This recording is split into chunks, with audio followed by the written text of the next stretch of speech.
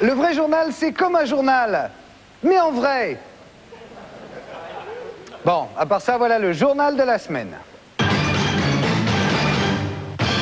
Double anniversaire cette semaine, le Club Med fête ses 50 ans et Jacques Chirac ses 5 ans à l'Élysée. Alors toutes nos félicitations à ces deux entreprises de vacances qui nous ont tant fait rêver. Cérémonie en grande pompe pour Vladimir Poutine. Dans la pure tradition des tsars, 30 coups de canon ont été tirés, mais en signe de renouveau, c'est Grozny qui a été visé. C'est prouvé scientifiquement, le téléphone portable est véritablement dangereux pour la santé. Dis donc Jean, je comprends mieux pourquoi tu veux offrir un mobile à tous les vieux. Au Père Lachaise, tes électeurs, ils sont tous abonnés à Itiberis, non? Moi, j'en veux pas de son portable. À peine ouvert, le 53e Festival de Cannes attire déjà son lot de stars. Lionello Di Jospino, qui n'est pas en compétition cette année, ne rêve pourtant que d'une chose, décrocher la palme en 2002. Selon des chercheurs britanniques, la bouse pourrait transmettre la maladie de la vache folle. C'est la consécration pour Jean-Pierre Coff. Depuis le temps qu'il nous dit que ce qu'on mange... C'est de la merde. C'est de la merde. Mais c'est de la merde. Population, prenez garde aux bestioles dans les ordinateurs. Le redoutable virus I Love You aurait été créé par une femme. Après les Philippines, l'enquête s'oriente maintenant vers la France, où une hystérique a déjà persécuté des milliers de gens en criant son amour. Je t'aime.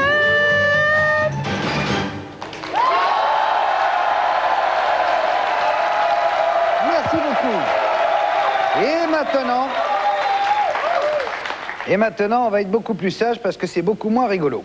Le 8 avril dernier, une fillette de 2 ans était découverte noyée dans l'Ariège après avoir subi des violences sexuelles. Très vite, les soupçons se portent sur un voisin de camping d'Océane. C'est le nom de la petite fille.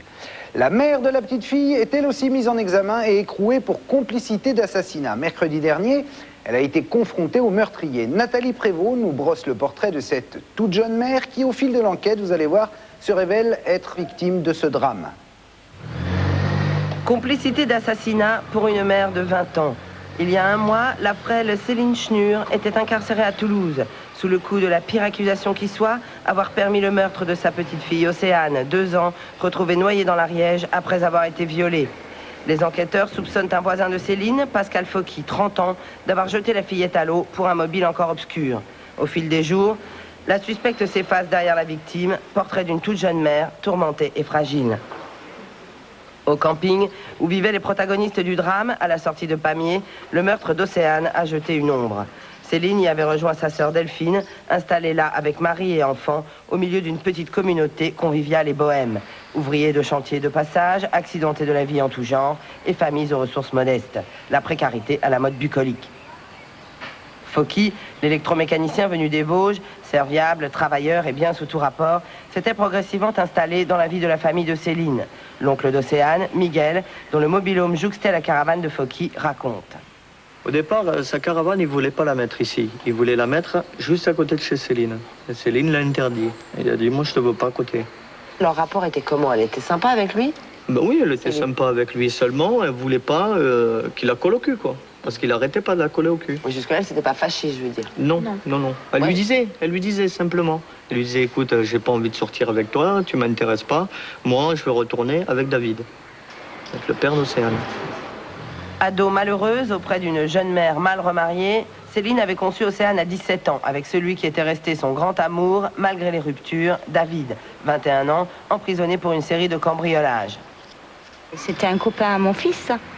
Et puis ils se sont fréquentés longtemps camarades.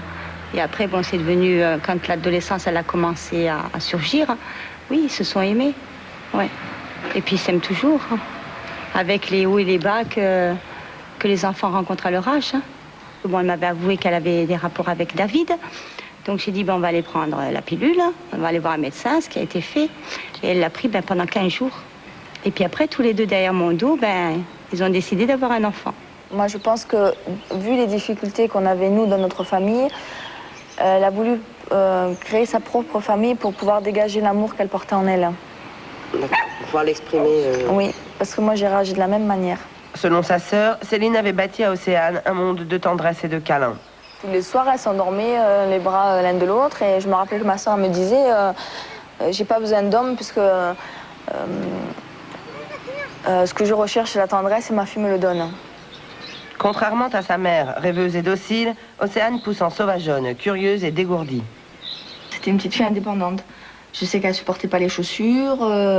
Quand on l'appelait, elle cavalait vite. Elle aimait bien aller dans les auvents. Elle piquait s'il y avait des pommes ou des oranges, elle les ramenait, elle croquait dedans et après elle les laissait traîner dans un coin. Elle piquait les plats, tout ce qui est pour faire la dinette, quoi. Céline, mère-enfant, mère négligente, mère indigne, Océane n'a-t-elle pas quelquefois été rattrapée sur la route, sans surveillance, surprise par certains campeurs dans leur caravane ou jouant avec un chien sous une voiture? Et si le samedi du meurtre, elle avait été plus vigilante, n'aurait-elle pas sauvé sa fille? Les voisins l'ont vite accablée, sa mère Béatrice la défend. Quand on est jeune maman, et ça je peux parler en connaissance de cause, on est vraiment, oui, insouciante, il n'y a pas d'autre mot. On n'a pas conscience du danger. Moi-même, je laisse vadrouiller mes enfants et c'est pas pour autant qu'ils ont subi des violences. C'est la fatalité. Elle s'est trouvée là au mauvais moment et je pense que c'est pas la faute à Céline. Elle doit pas se reprocher ça. L'avocate de Céline, convaincue de l'innocence de la jeune femme, est bien de cet avis. Selon elle, le camping représentait naturellement un environnement sécurisant pour la petite. On peut la laisser plus facilement dehors dans le camping, dans ce pré qui est rempli de pâquerettes à cette saison, que sur une placette aux HLM de la Gloriette. Et où elle peut se faire accrocher par une mobilette. Ou... Bon, je ne veux pas dire que c'était le destin d'Océane, hein, c'est trop facile. Mais je crois que ça n'a aucun rapport avec la vigilance de la mère. Ceci étant, la mère aujourd'hui, elle dit « je me le reprocherai toute ma vie ». Elle est consciente que si elle avait été à côté d'Océane, ça ne serait pas arrivé. Mais est-ce qu'elle pouvait tout le temps être à côté d'Océane? Autopsie, examen, il a fallu près de 3 semaines à la justice avant de rendre le corps d'Océane. Jeudi 4 mai, la famille est venue assister à la messe d'enterrement à Mirepoix où s'était formé le couple il y a 3 ans. Céline a été extraite de sa cellule pour la cérémonie. Dans la cathédrale, elle a croisé le père d'Océane, David, également sous bonne garde policière. Un peu plus tard, au cimetière, les gendarmes ont détourné les yeux pour permettre à Céline d'étreindre les siens pour la première fois depuis la mort de sa fille. L'étau se dessert. D'après nos informations, la jeune femme pourrait être prochainement libérée. Gad, bonjour. Salut Karl. Alors, Gad Charby s'est penché sur la carrière d'un espion soviétique de haut vol, numéro 2 du KGB en Allemagne de l'Est, entre 85 et 90. Alors, vous allez me dire pourquoi s'intéresser à un tel sujet? Depuis, l'Allemagne de l'Est a disparu, tout comme l'URSS et le KGB. Mais c'est que lui, l'espion, il n'a pas du tout disparu. Il existe toujours et il s'appelle... Vladimir Poutine. Et on regarde. Moscou, dimanche dernier, dorures effacent au Kremlin, Vladimir Poutine est intronisé nouveau tsar de Russie. Son visage ne trahit aucune émotion, héritage de son passé d'espion. Le mystère Poutine, il tient en 3 lettres, KGB, les ex-services secrets soviétiques, il y a passé 16 ans. De 1985 à 90, Poutine était en poste en Allemagne de l'Est. Quel était le rôle de l'espion venu du froid durant ces 5 années charnières de l'histoire du monde? Retour sur les années KGB de Poutine, derrière le rideau de fer.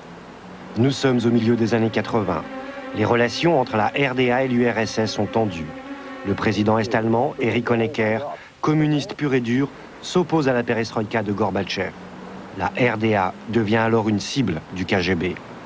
Le loyal Poutine, qui adhère aux idées réformatrices de Gorbatchev, a pour mission de recruter des taupes favorables à Moscou au sein de la Stasi, les services d'espionnage est-allemands. Nous avons retrouvé un membre des réseaux Poutine, un ancien lieutenant-colonel de la Stasi. Poutine voulait savoir quelles personnes étaient prêtes à agir activement contre Erich Honecker, le président de la RDA. Quels agents de l'administration des renseignements, la Stasi, étaient favorables à la politique de Mikhail Gorbatchev. C'est-à-dire qu'il voulait savoir quelles personnes, lors d'une situation politique tendue, seraient prêtes à se ranger du côté de Gorbatchev pour imposer aussi en RDA la politique de réforme de Moscou. Zochold a rencontré Poutine en jouant au foot. La pratique du judo les rapproche davantage, leur collaboration professionnelle scelle leur amitié. C'était à Dresde. Poutine était le numéro 2 du KGB il opérait dans cette villa isolée et habitait non loin de là, dans un petit 3 pièces, au 4e étage de cet immeuble typique du style RDA. C'était un appartement de service du ministère de la Sûreté d'État, la Stasi, qui était loué aux amis, c'est-à-dire que seuls des officiers du KGB y habitaient. Il n'y avait évidemment pas de nom inscrit sur la porte. Poutine était un bon hôte qui veillait toujours à remplir le verre de son invité. Mais lui-même gardait la tête claire.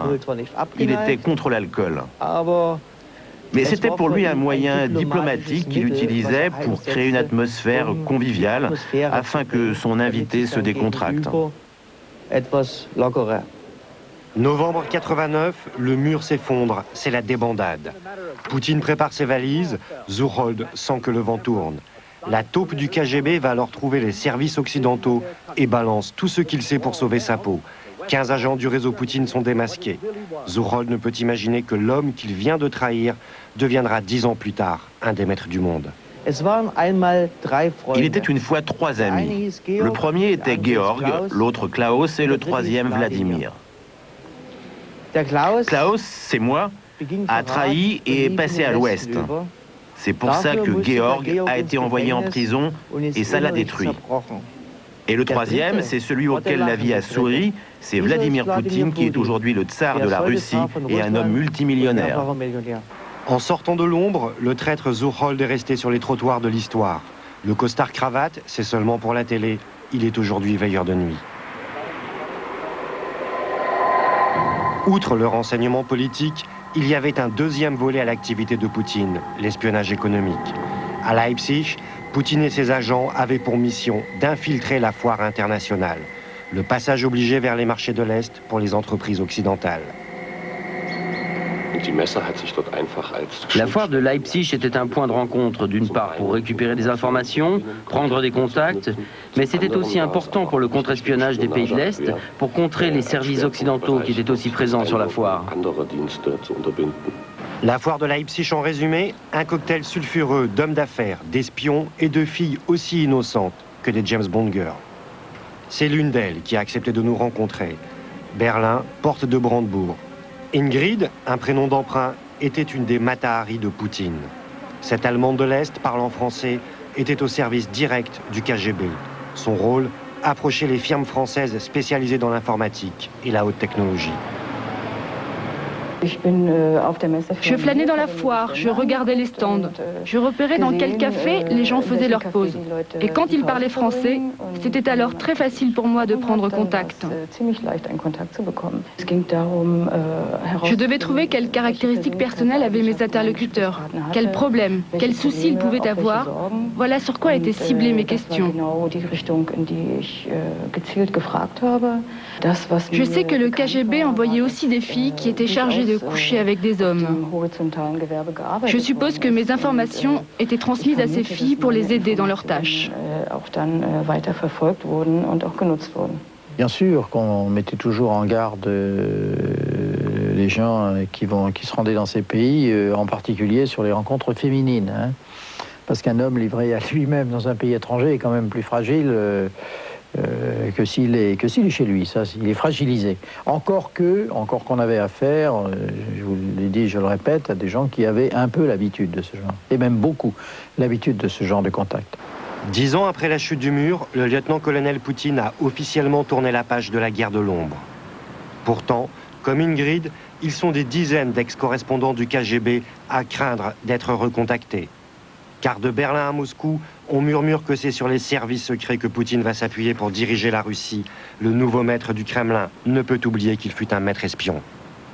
Bah oui, mais s'il a été maître espion, est-ce qu'il peut s'occuper de Brice Fleutiot? C'est quand même à lui de nous aider, non? Et d'ailleurs, il l'a promis. Tout à fait. Brice Fleutiot, on va rappeler qui il est. C'est ce photographe français qui a été enlevé en Tchétchénie il y a près de 8 mois maintenant. Vladimir Poutine, alors qu'il était en campagne électorale, avait dit qu'il en ferait un cas personnel. Dimanche dernier, il a été intronisé, c'est l'homme qui a tous les pouvoirs. Il a promis qu'il le libérerait, donc si effectivement Il tient son pays, il tient son territoire. La Tchétchénie, jusqu'à preuve du contraire, est un territoire russe. Lui qui connaît si bien ses services secrets, vu qu'il y a passé 16 ans, il devrait normalement le libérer assez vite, car on sait quand même que la clé, elle est beaucoup du côté de Moscou, et que toutes les informations qui sont parues depuis 15 jours, notamment le coup de téléphone qu'a donné Brice Flotio à sa mère, qui était en fait un appel au secours, est un signe comme quoi les choses sont imminentes. Ça bloque, Poutine a certainement les moyens de le faire libérer, et ce serait bien qu'il se mette une pile. Merci Gad. Dans cette pré-campagne municipale parisienne, tout le monde ne parle que de Seguin, de Balladur, de Tibéri, de Panafieux et de Delanoë. Et ça, c'est très injuste pour Yves Contasso, dont j'aime vous parler, et qui, comme vous n'êtes pas sans l'ignorer, est tête de liste des écolos à Paris. Si ça continue comme ça, il y a fort à parier que tous ces gros poissons ne feront qu'une bouchée de ce tout petit verre. Regardez. Je crois qu'aux prochaines municipales, je vais peut-être voter écolo. Ah ouais. C'est qui leur candidat? Oh, c'est pas que René me fasse particulièrement rêver, mais bon, je me dis que ça peut pas être mal. Ouais, peut-être. Comment il s'appelle leur candidat? C'est le mec avec les cheveux bouclés, là.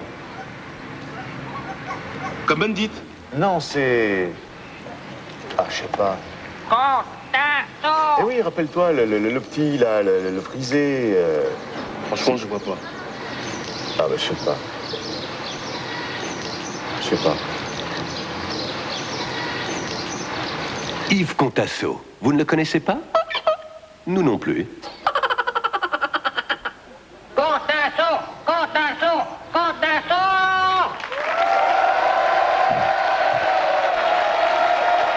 La recette, voilà une bonne histoire. La recette était simple. Dana Giacchetto, jeune banquier extrêmement branché, propre sur lui, plaçait les économies des jeunes stars d'Hollywood, bon nombre de stars d'Hollywood, et récupérait 50% des bénéfices réalisés. Laurence Haïm va nous raconter la descente aux enfers du conseiller financier personnel de Leonardo DiCaprio et de Cameron Diaz, mais pas de Jennifer Lopez.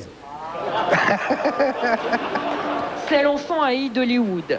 Dana Giacchetto, 37 ans, gérant de fortune des stars.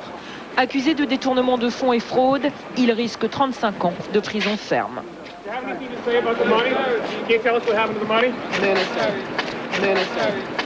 Arrêté le 4 avril dernier, Giacchetto s'affirme innocent.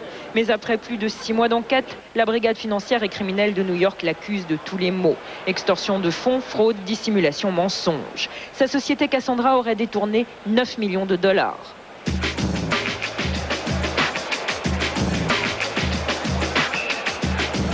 En 1987, Giacchetto fonde Cassandra, une société d'investissement. Son but, faire de l'anti-Wall Street. Du coup, il s'installe à Soho, le quartier mode de New York. Dans son bureau loft, il se veut banquier d'un nouveau genre. Son style, rock, bourse et clients branchés. Je travaillais à Wall Street et la plupart de mes amis, c'était des acteurs, des réalisateurs, des écrivains, des créatifs.